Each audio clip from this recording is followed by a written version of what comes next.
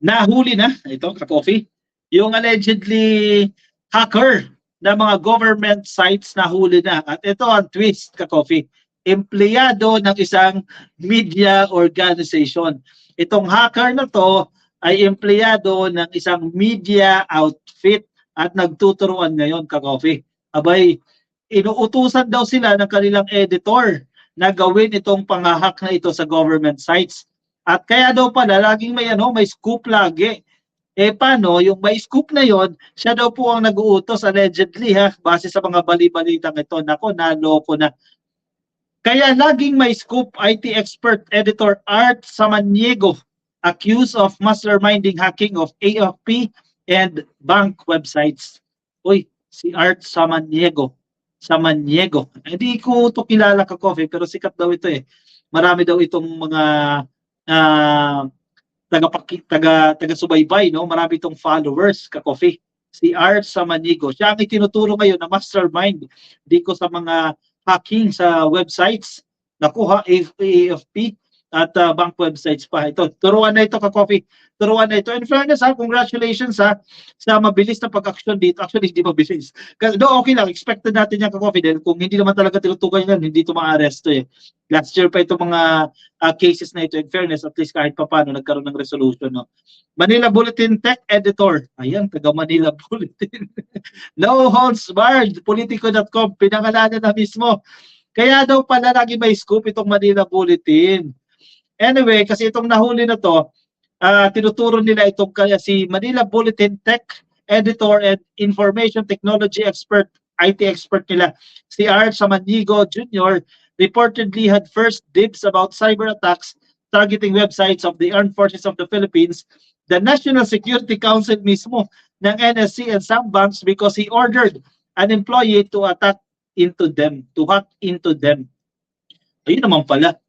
So, yung unang may scoop, siya yung nag-utos na gawin mo to. Yare. Pero, yan ay turo-turo lang, ka-coffee. Yan ang sinasabi ng mga na-arresto yan. Siyempre, may defense din dyan. Itong si Art Samaniego. The suspected hacker who reportedly works in the administrative division of Manila Bulletin pointed to Samaniego as the supposed hacking mastermind following his arrest Friday, June 21 by the National Bureau of Investigation Cybercrime Division. Biruin mo diyan pala nagtatago sa Manila Bulletin. Nasa media pala ang hacker na ito ka-copy. So papatunayan nila ngayon kasi umamin naman na ito eh. Itong nahuli, umamin naman ito. Ang kailangan patunayan ngayon kung ano yung connection ni Art Samaniego dito, kung totoo bang siya ang nagmamastermind dito, siya ang nag-uutos nito, or solo lang talaga nitong hacker na ito. The suspect claims Samaniego ordered the hacking so he could have fresh content for his column and social media platforms. Yun naman pala. Selfish. Para number one siya. Para lagi siyang para lagi siyang may scoop. Lagi siyang nauuna sa iba't ibang media organizations. Ay siya naman pala nagpapautos dyan. He allegedly started working for the editor in 2009 after he was hired by the newspaper. Biruin mo ang tagal na rin ka-coffee. 5 taon na rin siya nagtatrabaho kay Art Samaniego. In a press conference, the suspect said he also hacked into the app of the opposition group One Sambayan. One Sambayan ito allegedly on Samaniego's order. Naku, mahaba-habang pato na yan ito Samaniego wrote a column for the Manila Bulletin on June 13, 2021 about one big vulnerability in the One Sambayan app. Uy, grabe pinagkakitaan niyo ito itong hacking na to In 2016, Samaniego issued a public apology for conducting vulnerability tests on the website of Inquirer 7, the joint venture between the Inquirer group of the Prieta family and the Villario Felipe Gozon's GMA network. 2006 pa ito Ibig sabihin, ano talaga to? Kalakaran na talaga to ni Art Samaniego. Nandiyan na talaga siya sa industriya na yan. Samaniego's public apology was part of an out-of-court settlement for the hacking case filed against him by Tridel Technologies Incorporated, an internet service provider. Yan ang mangyayari dyan, ka-coffee. Actually, ang Manila Bulletin, nagsalita na rin dito Naglabas sila ng official statement. Kanina nabasa rin natin yung official statement ng Manila Bulletin dyan, na susunod sila sa batas kung anong uutos no, ng batas, kung ano yung mga dapat nilang gawin dito kay Arch Samaniego dahil empleyado nila ito. Mabigat-bigat kasi itong kaso na ito, ka-coffee eh. Hindi lang ito basta-basta eh, biruin mo ha. Ika, share ko sa inyo itong statement na ito.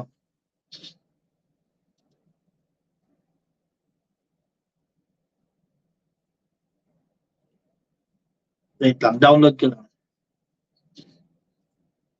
Hindi natin expected yan na coming from a media organization yung ganyang incident na yan. Saglit lang. Share ko yung statement ng Manila Bulletin.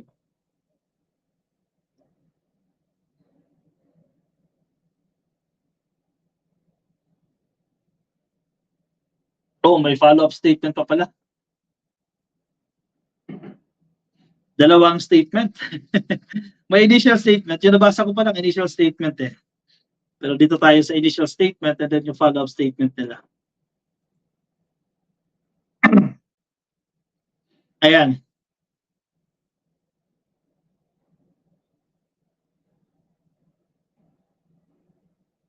Official statement. As a responsible corporate citizen, the Manila Bulletin has always adhered to the laws of the land and requires its employees to be law-abiding. We expect our employees to be accorded their rights. We assure the public of Manila Bulletin's utmost fidelity to the laws of the land. Very generic yung statement na yan, pero sinasabi nila na susunod sila kung ano yung mga itinakdang batas ng meron tayo dito sa bansa na yan. At the same time, nananawagan sila na ibigay yung karapatan ng kanilang mga empleyado. That's the initial statement, the coffee. Very short, very concise, at very generic. Ito naman ay follow-up statement. Medyo mas detailed pa yan. The Manila Bulletin acknowledges the ongoing investigation involving our personnel concerning allegations of hacking, upholding its commitment to integrity and ethical standards. Nako, actually, malaking impact ito, ka-coffee. Malaking suntok ito sa Manila Bulletin. Kasi kine-question ito yung integrity ng Manila Bulletin. Bakit kayo nagkakaganyan? The Manila Bulletin condemns any unauthorized access to information systems. We are conducting a comprehensive internal investigation and will fully cooperate with the relevant authorities. Any individual found to be involved will be subjected to due process in accordance with the company's policies and applicable laws. Ang masaklap dyan, resources ng Manila Bulletin pa. Baka hindi tayo sigurado dito dahil wala pa namang final results ng investigation dito. Pero potentially, resources ng Manila Bulletin, kasi kung empleyado ng Manila Bulletin yan, dyan nag-stay yan, resources ng Manila Bulletin ang ginagamit para i-hack itong government side. Pero the other side naman, ka-coffee, mahirap din kasing paniwalaan eh. Siyempre, gagamitin mo ba yung computers ng Manila Bulletin if ever man, dapat sa bahay ka, di ba? Para hindi ka matitrace. Pero maraming mga gimmick na sila dyan, mga hacker, basic lang sa kanila dyan. Pero, siyempre, sa corporate entity, may pananagutan din si Manila Bulletin dyan. Baka madamay din sila dyan. Kasi tingnan mo kaya pala lagi kayo nakaka-scoop dyan. Taga dyan din mismo yung nag-uutos na gawin ito. Naku po. Gulo ha. Rosalinda Alvaro, no to Lenny as Deputy Secretary, not competent. Ako ayaw ko rin. Magaling ang mga bagong NBI Director ngayon. In fairness, nga pala, congratulations of course sa NBI. Kasi kahit papano, ito, may output, no?